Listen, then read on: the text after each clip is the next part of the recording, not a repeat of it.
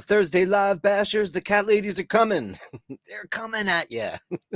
Hey, everybody, great to see you. I hope you're having a great Thursday. I'm going to have fun tonight because I'm going out with Dana O'Malley. She's in town. We're going to go out to our favorite spot that we always go to. I was going to do it here, and then I realized, you know what? We never get to go out, so why not come out? Why not go out? I haven't been out in ages and ages and ages. Have a couple of libations and some Italian food. It's going to be great. I can't wait to see her. She's one of my bestie girlfriends ever in the whole wide world. I've got 3 best girlfriends in the whole wide world. Mary, Giselle, as I call her, Dana O'Malley, and Mimi. They're my girls, my ladies, the ladies of my life. How are you all doing today? Let's see who's starting out. Dave is in there at number 1. Dave Fahrenheit 451. Great to see you again in the room. I have to come up with something new. I don't know. Maybe I'm going to have to do this if you get it more than 3 times because I'm running out of song ideas here, kids. Oh, boy. I have an update for you. Let me find it. Let me find it right now. It's just to show you how great the Bashers are. Let me get a new one so I don't frick up the Gallery of Bashtards, because that's important. You guys need to see that. There he is. Let me find this guy. Let me see which one has the picture in it. Okay, ready for this? So I finally heard from Drew B. He's been missing in action, et cetera, et cetera, et cetera. And I was like, where is he? I said it on the show a bunch of times. Where'd you go? Blah, blah, blah, blah, blah. He found that cat in a barn. Beautiful, beautiful, beautiful kitty. And he got back to me today. And we talked about a bunch of stuff and et cetera, et cetera, et cetera. Anyway, I wanted to share with you his barn kitty. I don't know the name yet. Oh my God. So he got back to me and he said he did find a forever home, but not only did he find a forever home for this beautiful kitty cat, he also found another rescue, and now she has got a best friend forever. He found a home for this cat and found another cat and convinced the people that adopted this cat to adopt this other one. Bashers, that's all I have to say. And you're beautiful. I don't know your name yet. I requested to find out. Maybe he'll write me today and let me know but what a beautiful, beautiful baby doll. And I'm so happy and grateful. That's who the Bashers are, man. That's who you guys are. And that's all I have to say about that. That's who the Bashers are. And let me make sure I didn't screw up my Gallery of Bastards. I did. Oh, man. What I do is I check them. Something happens every day on this thing that screws me up. I want to make sure I have everything good. Okay. So I got to remember what it was. Dave Fahrenheit 451, number 1 in the room. Great to see you. How are you, buddy? Kevin Landon, number 3 today. Best wishes to all the Bastards working today, so I'll catch the replay. Oh, man. We love having you in there. Melly C, and all the Bashers. Great thumbnail. Yeah, you know what? Listen. I know who you guys are. Now that I'm working, I subscribe to this AI thing. Like, they just come up with some of the funniest shit. And that was like that was actually the first one I asked it to do for me today. And then I was like, oh, that one's not perfect. I actually wanted to get one of the cats flirting with a stock boy while all the other, it was like a Stepford Wives kind of thing. I just thought it would be funny because, listen, yeah, there's watches, but there's cats too. Ray says, Mrs. Pussy Galore. Is she going to be there? No, Mr. Ray. She expects you to die. Well, what is the great line of Pussy Galore? Mr. Bond, I'm Pussy Galore. And he says, I must be dreaming. Glenn Parker, well done, Dave. Fahrenheit 451. And a good evening and afternoon, morning to all the lovely Bashers. Well, he wrote me an email. Mr. Glenn Parker, he told me exactly where he's vacationing in Greece. He's from Newcastle, where they make my favorite beer. It used to be my favorite beer. I haven't had one in so damn long. I'm sure I'd still love it. But when I was a younger fella, Nuki Brown, man, I used to love Newcastle Brown Ale. It was my thing. Me and my drummer, Chuck, he loved very dark beer.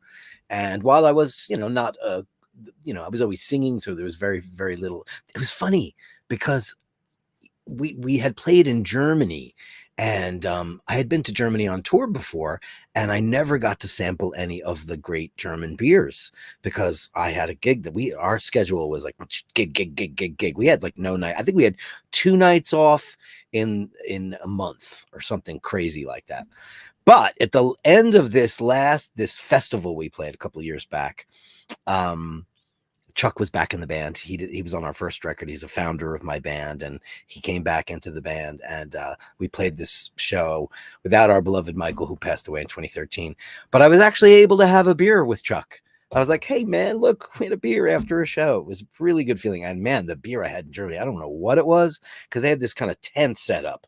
I mean, this place, it's in Lauda Königshofen, Germany, and it's run by this guy who started this festival called the Keep It True Festival. It's all over YouTube. You can find it.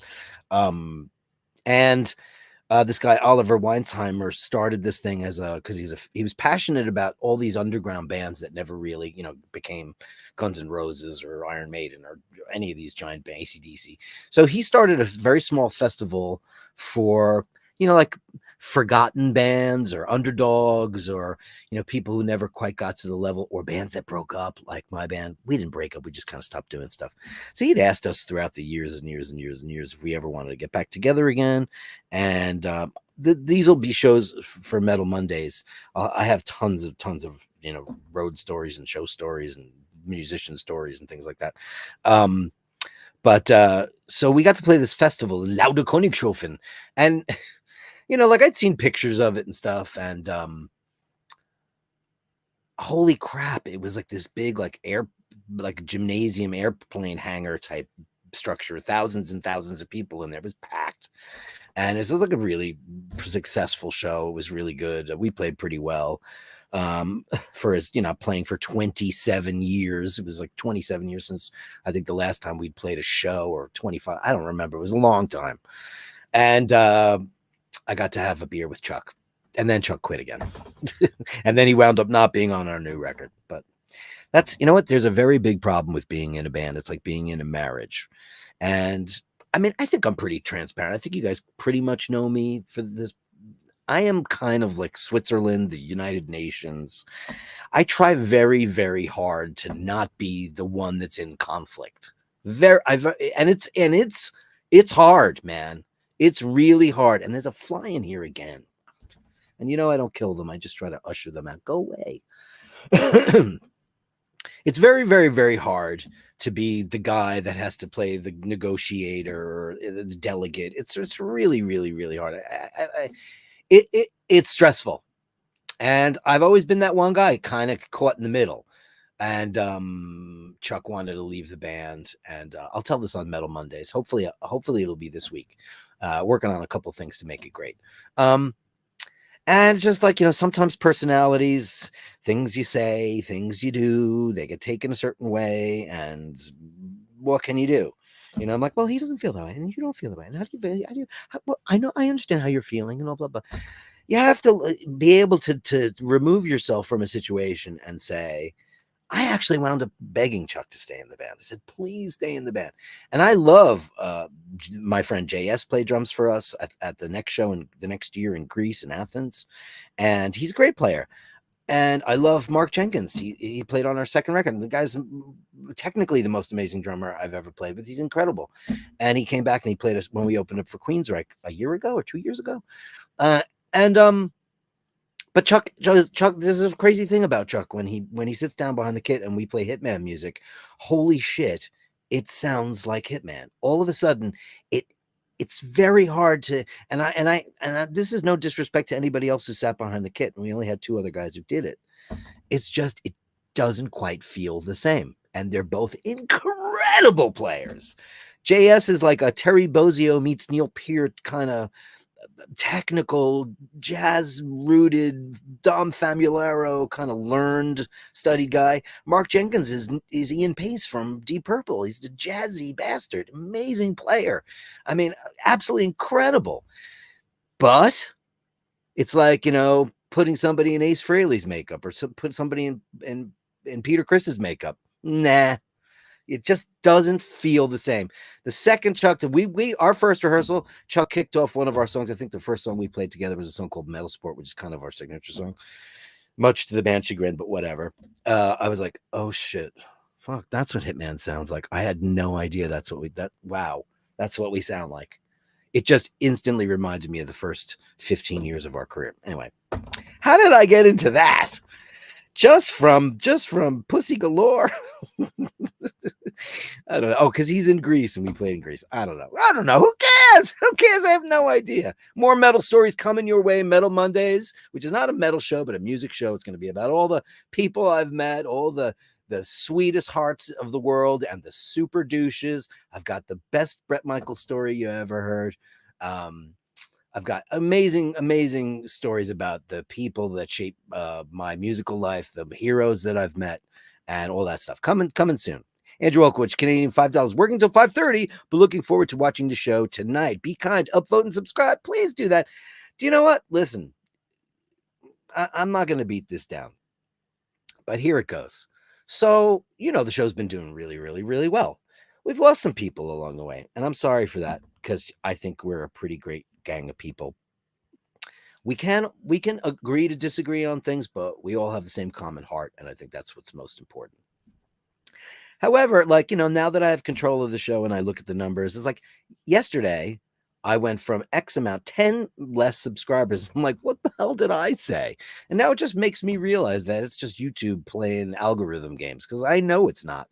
Because, I got an email today about why somebody left the show. I got an explanation, and it was very interesting to hear. And you don't get that when you see your numbers going down. You don't get a reason why somebody decided that this isn't for me anymore. And it's really interesting, eye-opening, makes you think about yourself, think about what you say, think about how they might perceive what you say, et cetera, et cetera, et cetera. It was very eye-opening. Thought about it all day long.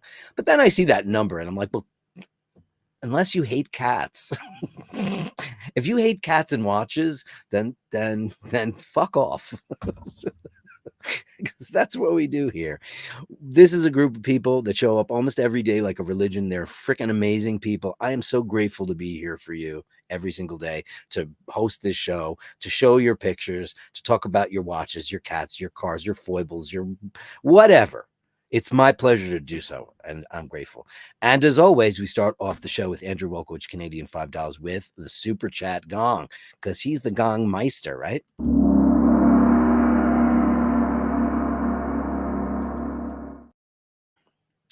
Mart is here, and he's got some cute pictures for you. Very cute stuff. Let's go, everyone. Subscribe and upvote to the best chat in town. Oh, that's awfully nice of you. Hey, Bronson, how are you, baby doll? I can't wait to find out what the name of the barn cat is now. So we have a name because she's so pretty. And I can't wait to see more pictures. I said, please send me more pictures. Please. I can't wait to see it, because just the whole idea of a cat in a barn, like getting a new lease on life and having people who love and adore it, is just it warms my heart, because there's so many that don't. Dave Fahrenheit 451. I'm handing the baton to Mr. K. Landon, if I may. Aww. See, that's what the Bashers do. It done. That's done. You're getting it today, Kevin Landon. You're number 3. You're number 1, baby, because of Dave Fahrenheit 451. That's what we do on the Bashers. We pay it forward. Amazing. Carolyn Martin, the girl with the wrenches here. I guess I have to be happy that I'm in the top 10. Oh, you're number 1 in our hearts. So look at that photograph. Jesus Christ, supermodel. The two of yous. God. Wow. Wowee, she's got a new avatar, and it's a real-life picture. You look amazing. Here is the beloved Julian, everybody. The sky is falling. That's what happens when the sky is falling. Thou doth protest too much, as Shakespeare once said. Or did he? What's the deal with Shakespeare? Was it one guy, or do you think it was an amalgam of people that they just made into, it's like, listen, let's face it, the Bible, where did that really come from? Who really wrote all that stuff and said, this is the Bible, this is what we're all going to do? We have no way to prove stuff anymore. Well, we have no way to prove anything anymore. Isn't that the truth? What is the truth? Franco Fiore says, buy Purina stock and upvote. Did you hear about the S&P today? It went through the freaking roof. The roof today. I was like, I can't wait till Paul comes home to say, how does our Italy fund look? Can we buy that place? How, like, did our guy make the right choices in stocks? Oh man, Franco Fiore. I can't wait to be in Italy, pal. You have no idea. Andrew Wolkowicz, Carolyn, in the hearts of the Bastards, you will always be the number one. Of course she is. We know that. We know that. She knows it. Listen, for any of you who don't watch the show every day or whatever, the matriarch of the channel, Carolyn Merton, the girl with the wrench, broke a thumb. So she had to have surgery on it. So she's got a cast, and then that's going to be a step down cast and then a soft cast. So she's going through a bit of a personal hell. Now, I don't think I have to describe to you guys, you know who she is. She wears 50 hats a day. She's got a career and a side job, and she's doing everything for everybody. She's constantly thinking about people's stuff. She's trying to finish the pens, get that all done. I said, take a chill pill. We're here. Relax, do something for you for a change. God. And I have that crazy bottle of Sauterne in my fridge. That's yours.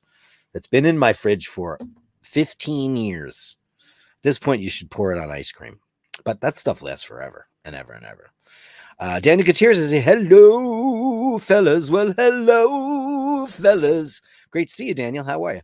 What happened to Who Needs a Drink today? That's Friday. What day?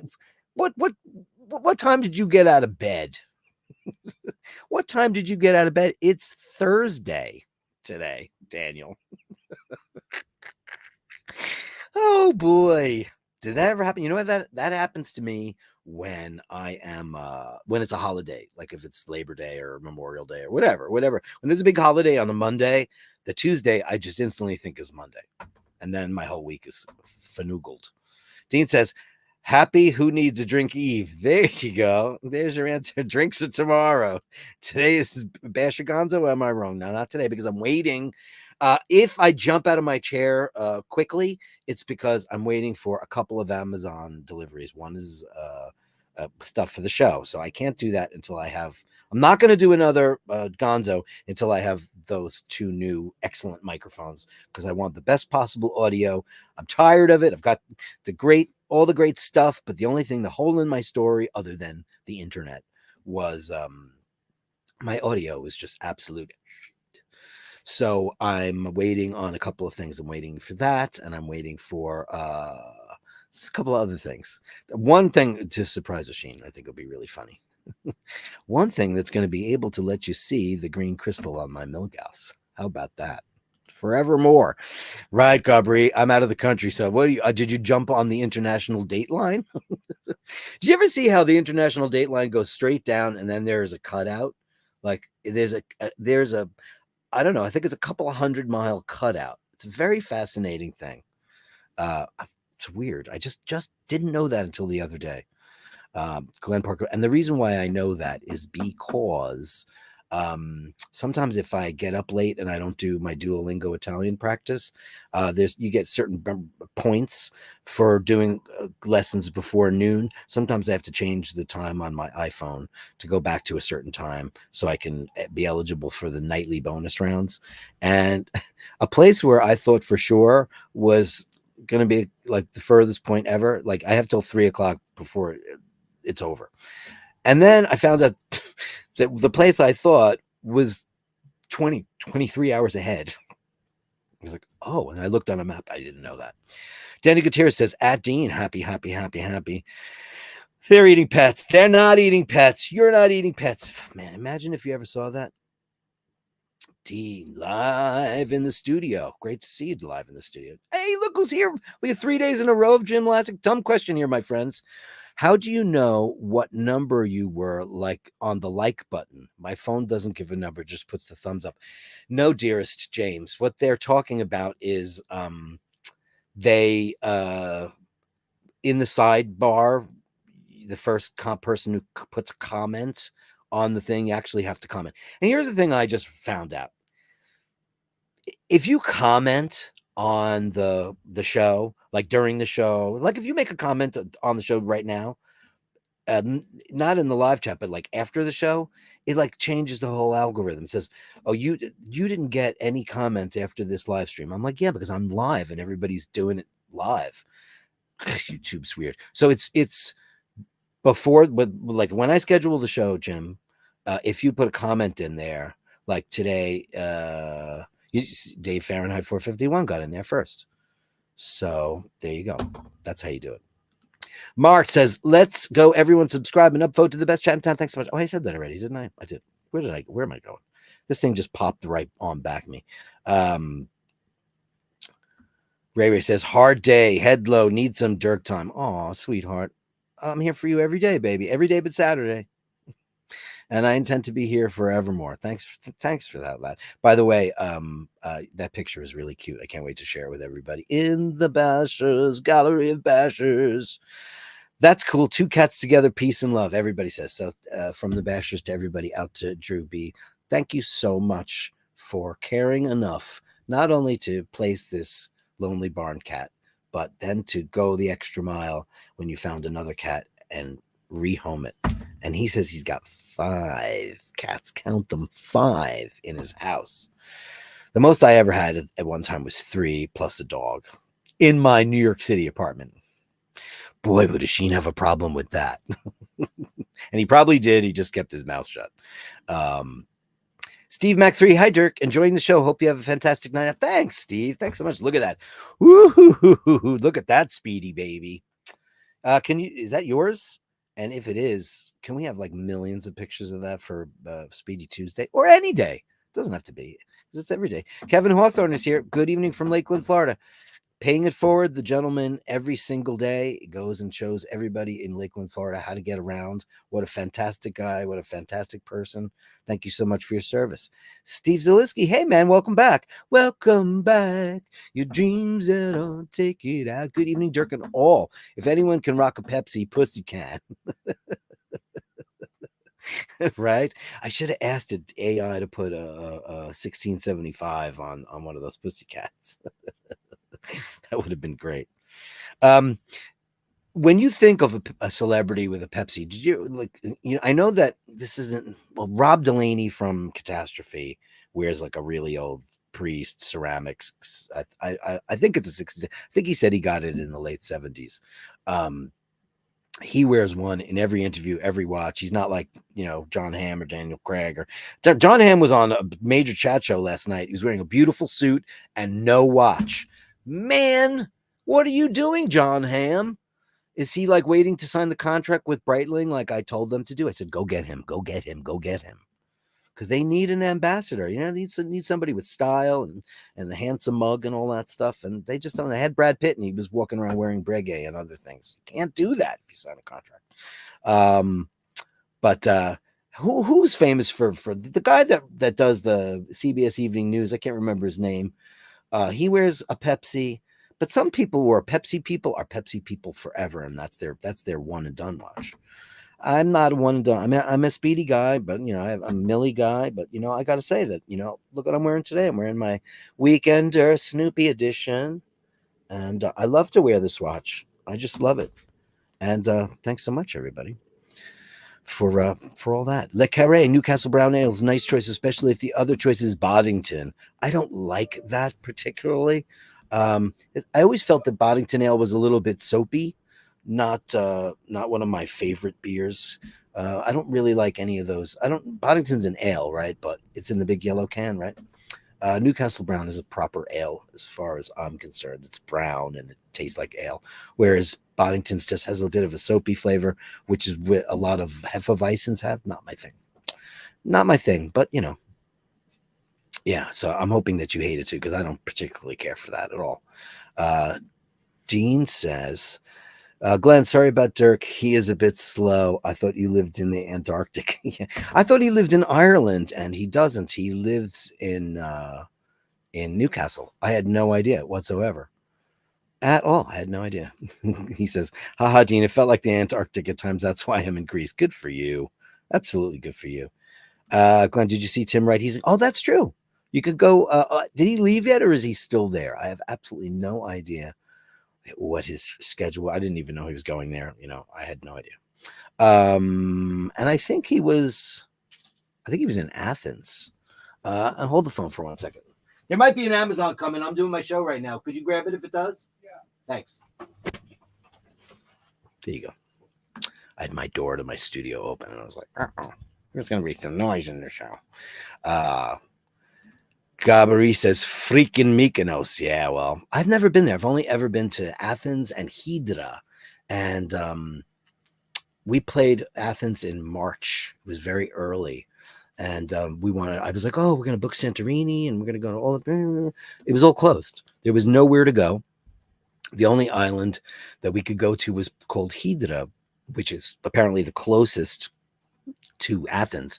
You go to, what was the name of that town? We took the ferry from, we drove past the abandoned old airport, which was incredible. And there was a 747, derelict old 747-100 sitting there with the Olympic paint scheme all over it. And I'm an aviation nerd, geek, wackadoo. So, Piraeus, that was the name of the town. We went down to Piraeus and we took the ferry. And we went and it took us into this cove.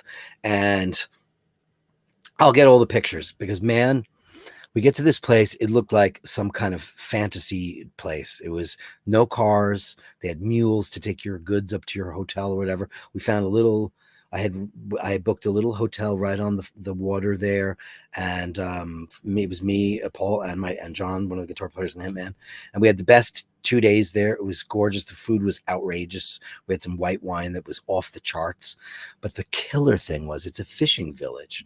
So we're walking around and we see a lot of cats, and they're all pretty friendly.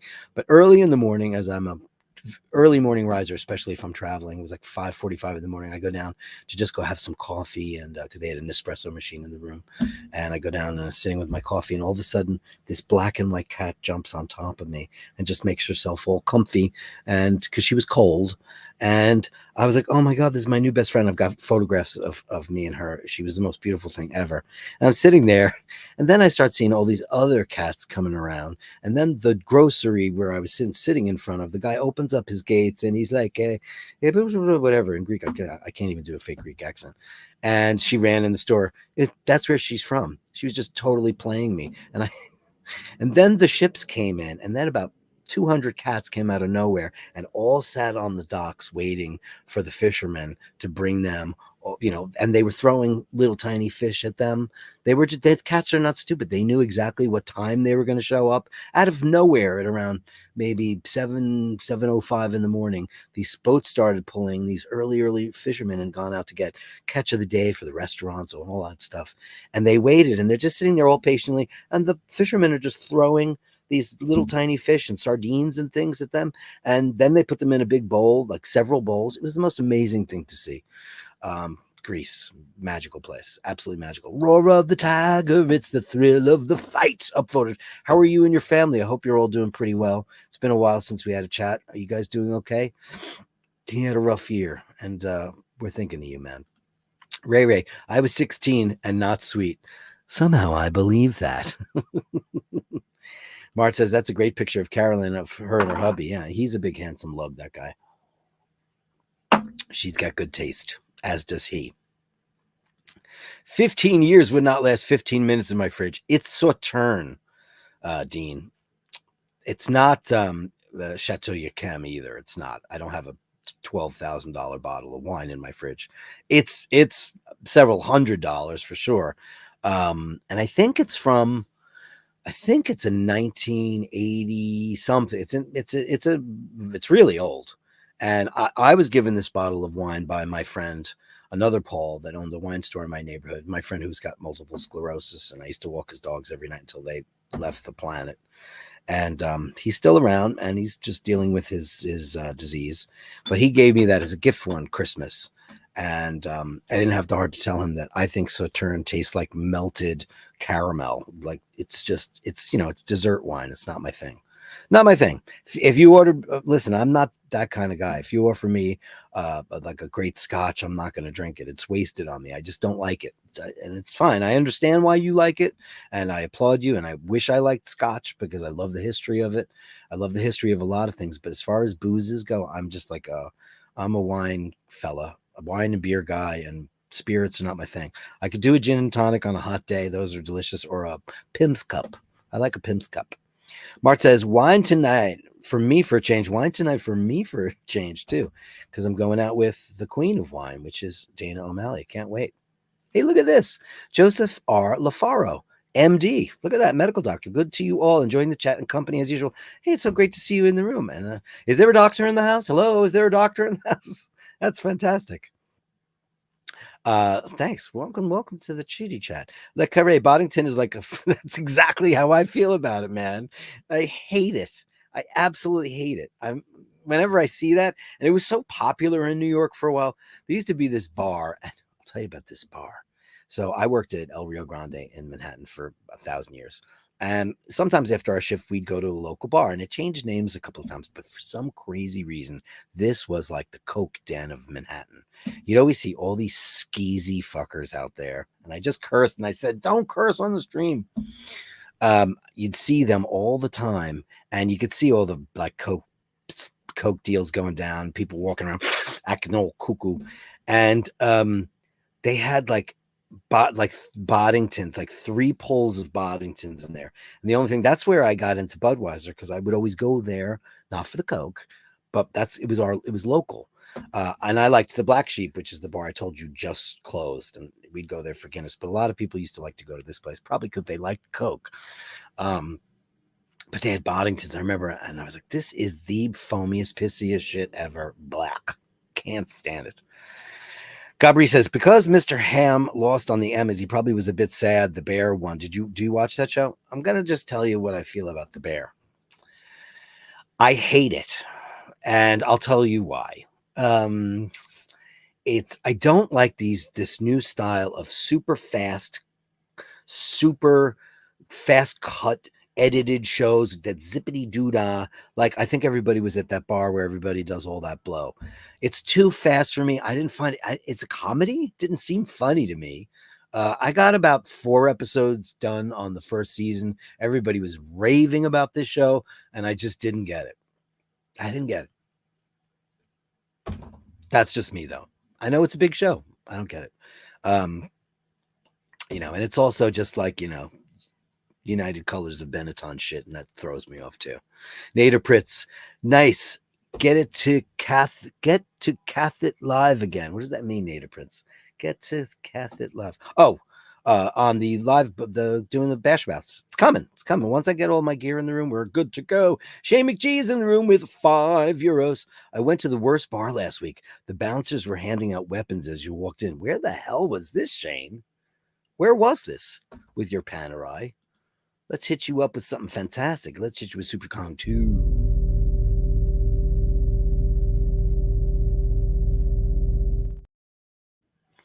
That's crazy. Where is that? Tim is leaving for home today. Is that what he's doing? Guys, see if he can hook up. I've never met him in person. Joseph R. LaFaro, MD, is laughing his ass off. Pure Palms there. Hey, good afternoon, Dirk. Good afternoon, Bashers. Kind blessings to all. Kind blessings to you, buddy boy. Danny Gutierrez, Timmy's flying back on his private plane.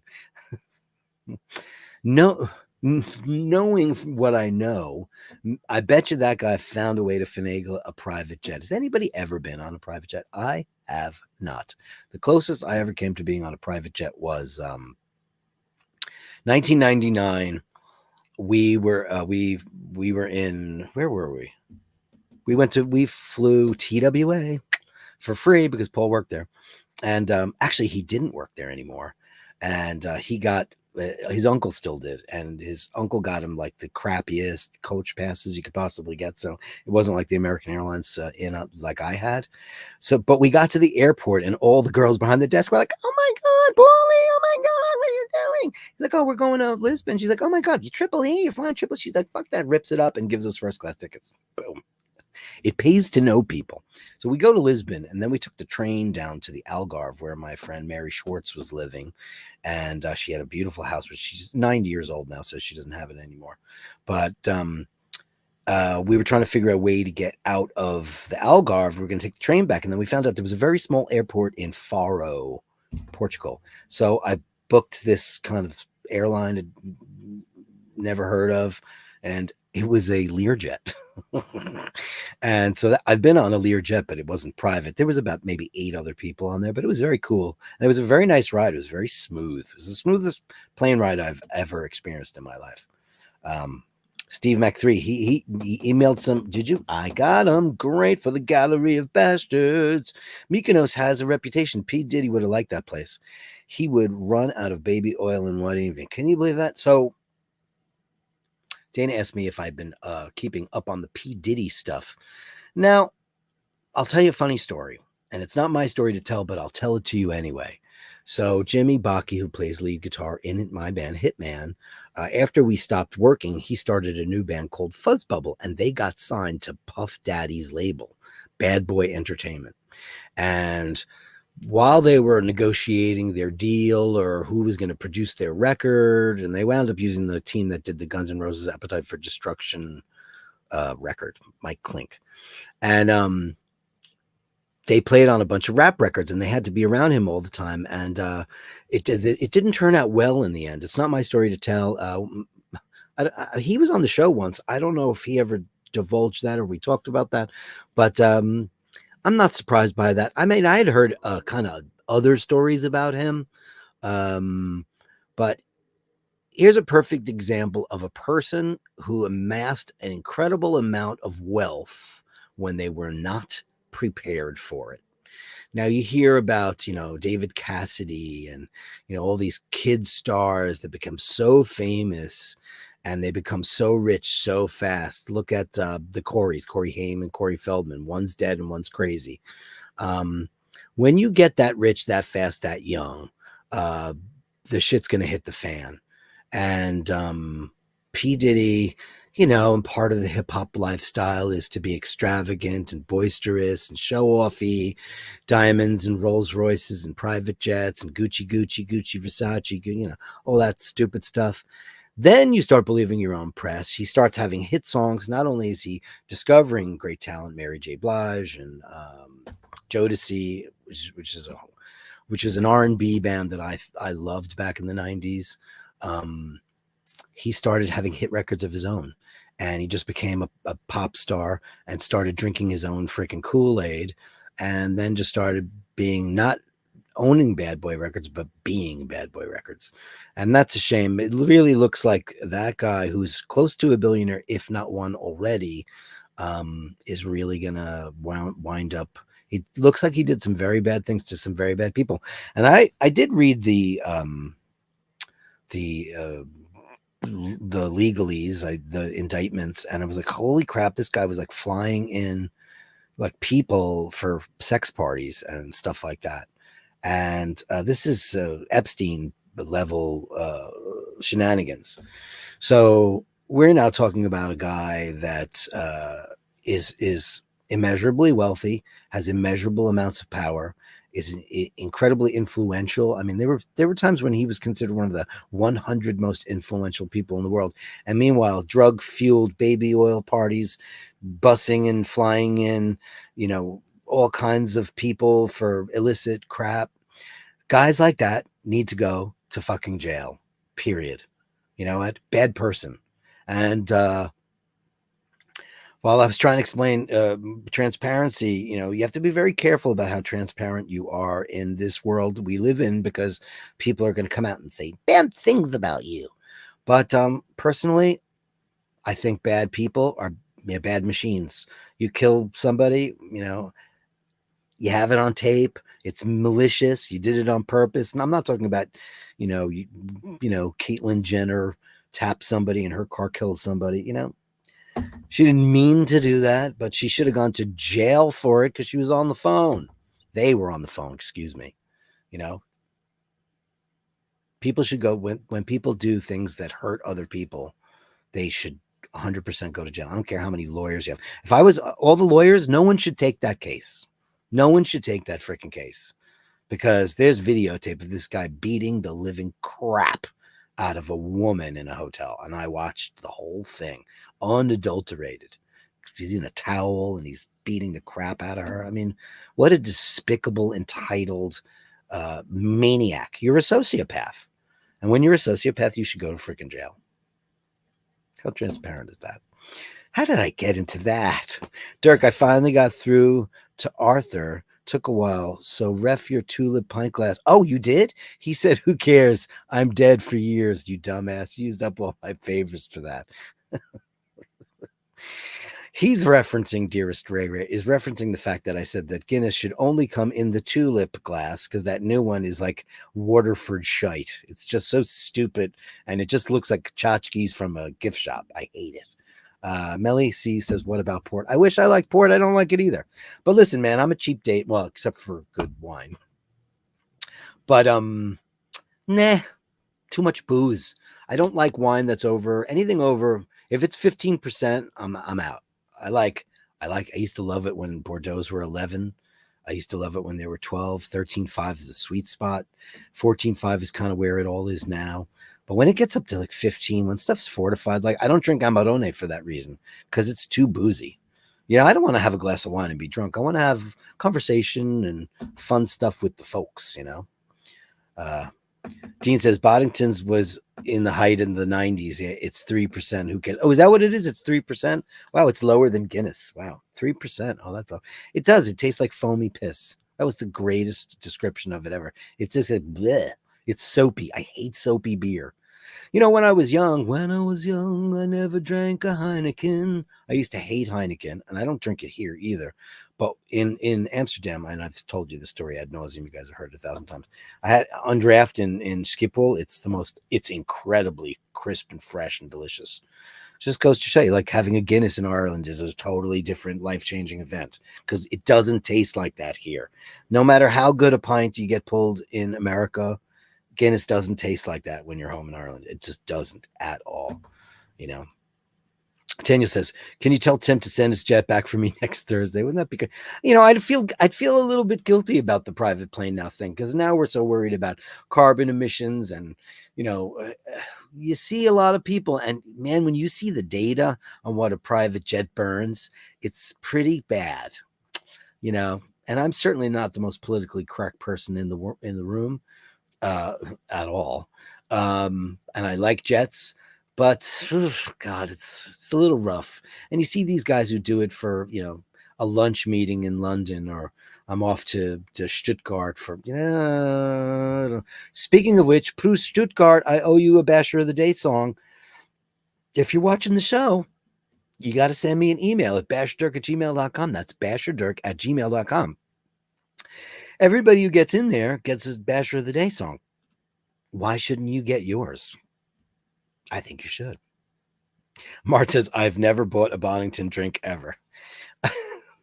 And you shouldn't.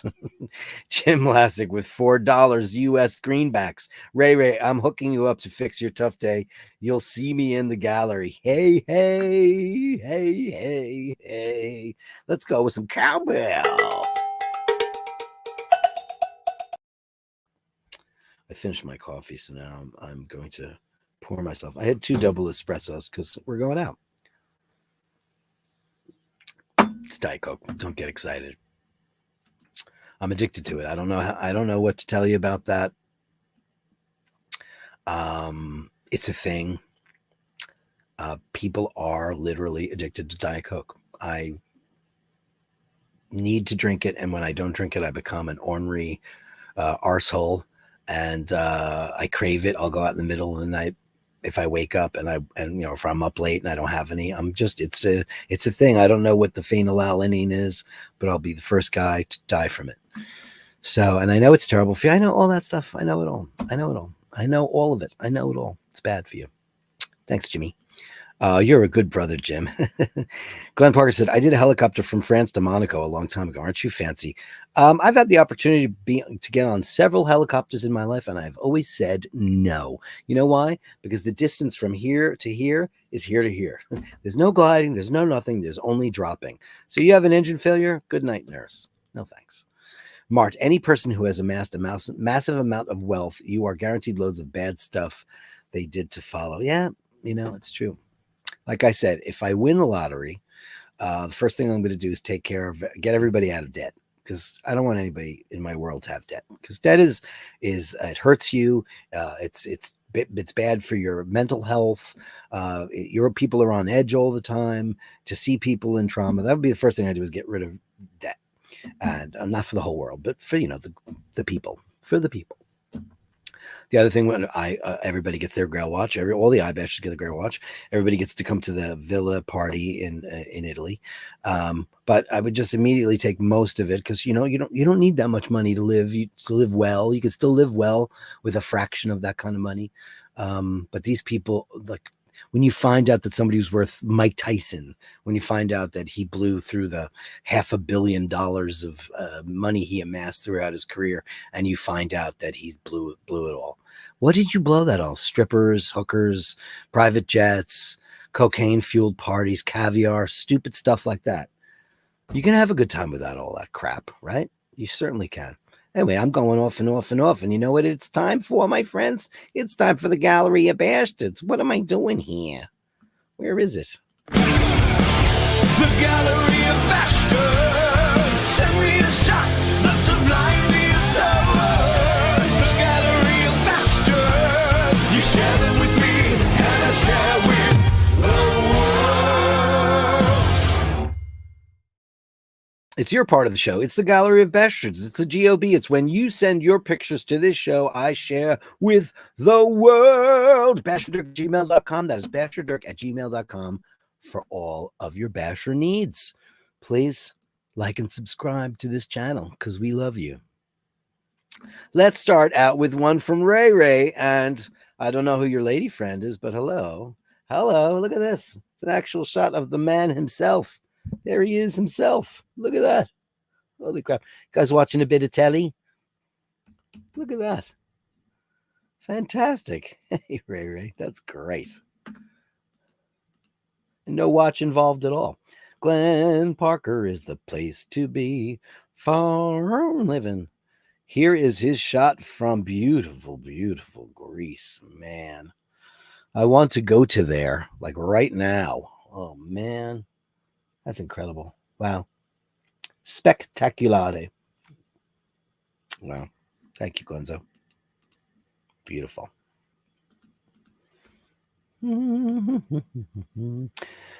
They call him Scotty Love. He is a doctor of love. Doom, doom. Go look up the song Dr. Love by Kiss and listen to that guitar solo. It's incredible. It's an amazing solo. This is Scotty Love with the Omega Edizione Venezia. Now, I know this watch pretty well, because the big guy almost got this, and he didn't, and he regrets it. He has said many a time that he's very mad at himself for not getting it. And I think it might be too small for him, but it's beautiful. That's a beautiful, man. That is a beautiful, beautiful. That's a dress watch, my friends. That's a Calatrava killer, in my humble opinion. The Edizione Venezia. It's beautiful. Beautiful piece. Look at the box you get. Oh, isn't that fancy schmancy? Fancy schmancy. It's incredible. Angelo just showed up. Ran late, just in time to catch the last part of the show. We're on it, kiddo. We're on it. We're on it, Angelo. Can I talk? Can I say anything about what you're getting, or should I keep my mouth shut, Angelo? Send me a message. You can say yay or nay, because I'm very excited for you. Can I say that? I'm very excited. I'm very excited for you.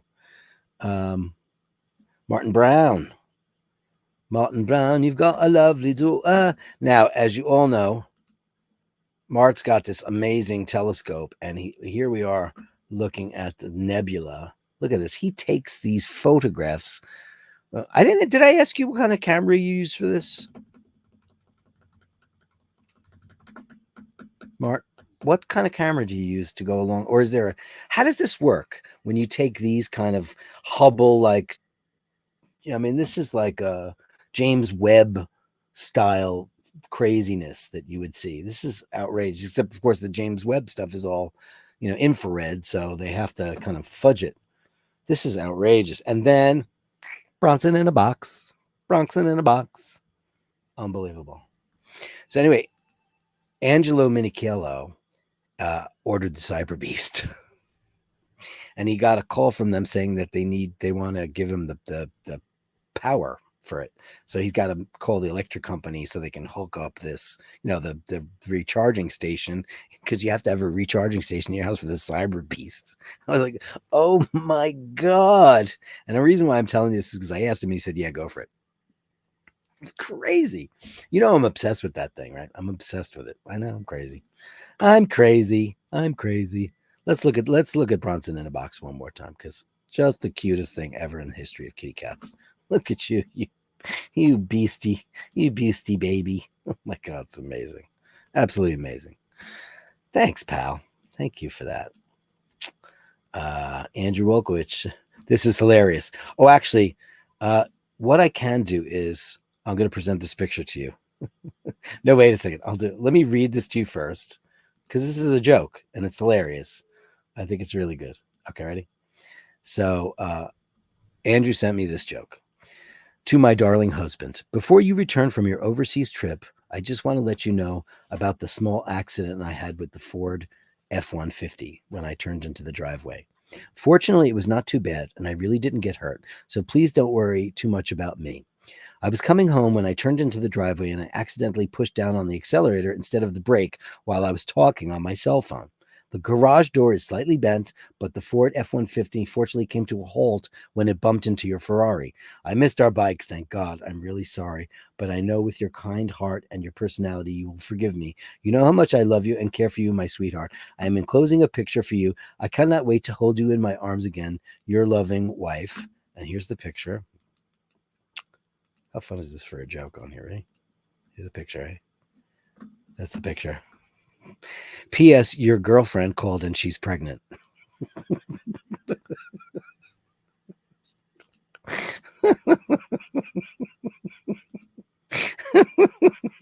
Sorry. That's hilarious.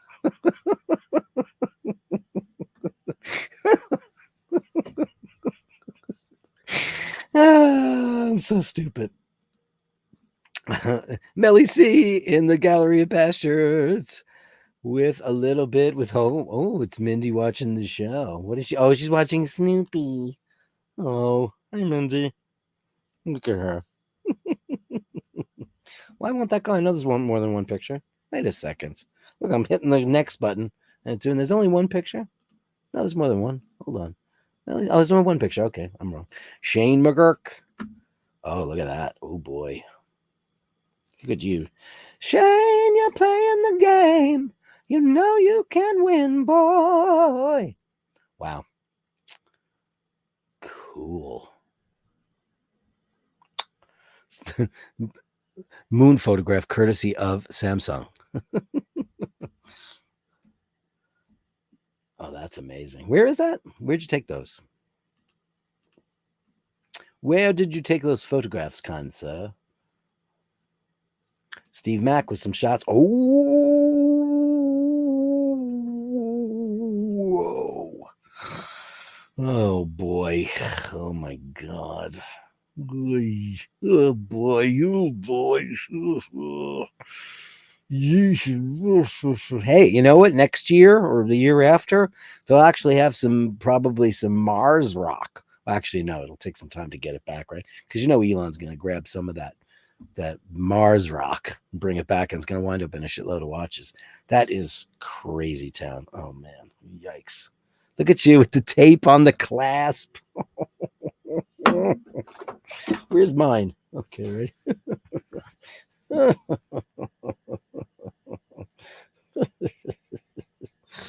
Oh boy, and those clasps are huge.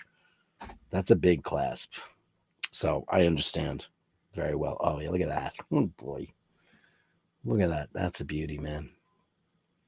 Incredible. Wow. Oh, it's pristine, man. Absolutely. You keep it. That's why you got tape on that. Holy crap. Wow, man. Wow.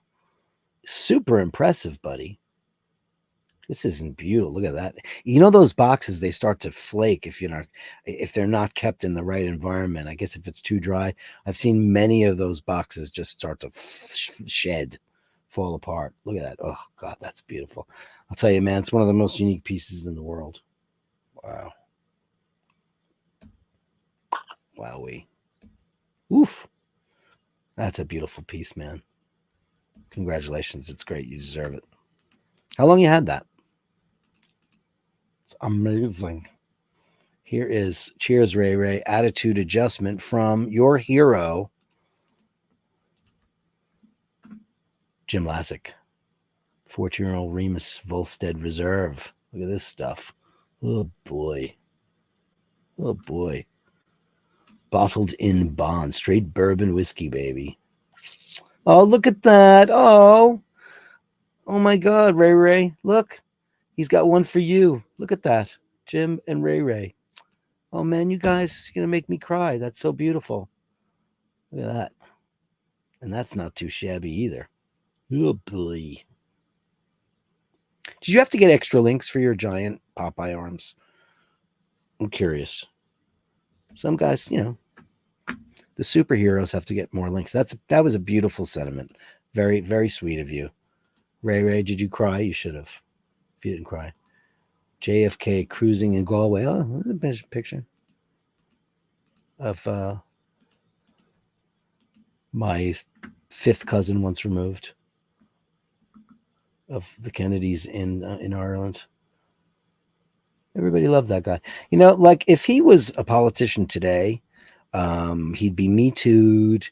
There'd be all kinds of strippers and hookers and all kinds of crazy people saying that he did that. This, that. We all know he was a ladies' man, and but you know he was a god. People absolutely loved him. Did I forget anybody? I don't think so. Make sure I got everybody for the Gallery of Bashtards. Did I? I did indeed. That, my friends, is the Gallery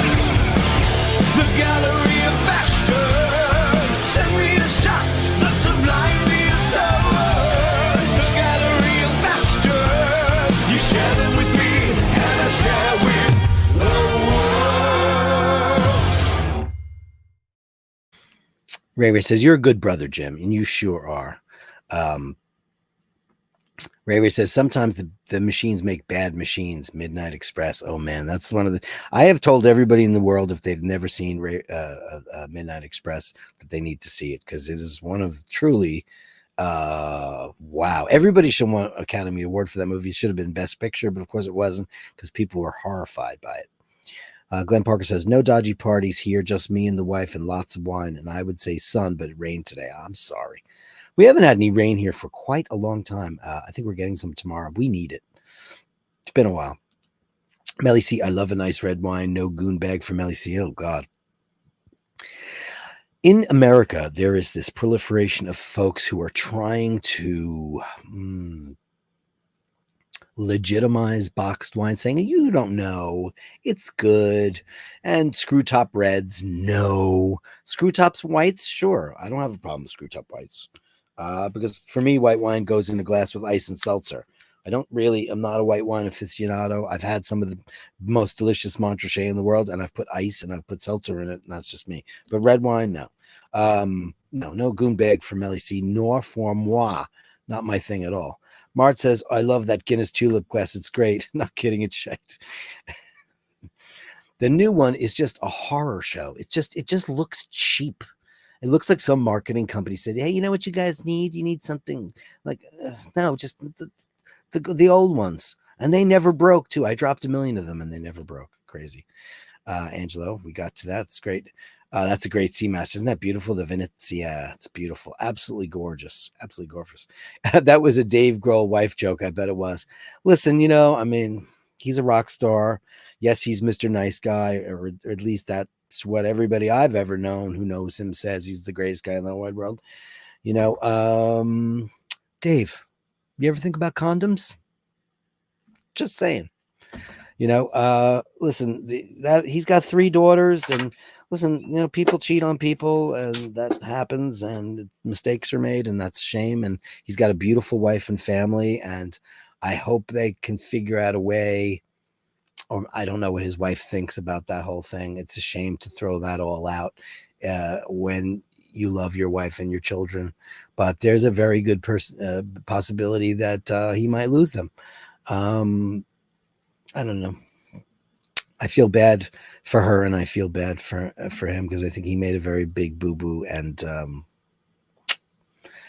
You know, you didn't have, there was, listen, man. You could have prevented that. Only you can prevent forest fires. Dean says, yes, 2 of my Omega boxes got the flaky red skin disease. Yeah, they all get it. How he did that, I mean, he must, I don't know what you would do to keep it in that great a shape. I don't know. Ray with €2. No tears, Dirk, just a big grin and a thank you to Jim. Oh, thanks so much. And yeah, because, you know, Jimmy is just salt of the earth kind of fellow. Let's give you a cowbell. Guys, that's the show. Thanks so much. I'm going to get ready, take a shower, get ready to meet up with the beautiful Dana O'Malley and go out for a lovely night on the town. Thanks, everybody, for coming in for this beautiful edition of Live Basher Thursday. You guys are the best in the whole wide world. It's your show. I just host it. Remember that. If you've got anything for tomorrow, so, you know, tomorrow is going to be, end of the week. The big guy is going to be here. So I don't generally get around to Gallery of Bastards. But for Sunday Mass, I'm going to be doing it now. Please send me an email at basherdirk@gmail.com. That's basherdirk@gmail.com. If you like the 1 p.m., the 1 o'clock my time, the 2 hours earlier, I usually do it at 3 my time. And that would be, what would that be over in Europe? It would be 8 and 9, depending on where, if you're in England or in the continental Europe. Let me know what your thoughts are on that. Your wish is my command. I'll be happy to do it. And for any pictures you have for Sunday Mass, basherdirk@gmail.com. Or if you just want to write me a letter and say, Dirk, I think you're a douchebag. Or whatever. Or here's my beautiful cat, because that's all we really give a shit about anyway, right? Melly C, I love you too, honey pie. Thanks, Dirk. Purple hearts to you, of course. Guys, remember to hold the door open. Remember to say please and thank you. And remember, if you encounter unkindness from somebody in this world, they could be going through something very, very terrible. You don't know what it is. Give them enough rope to hang themselves, because either they'll prove themselves to be a good person or else they're just a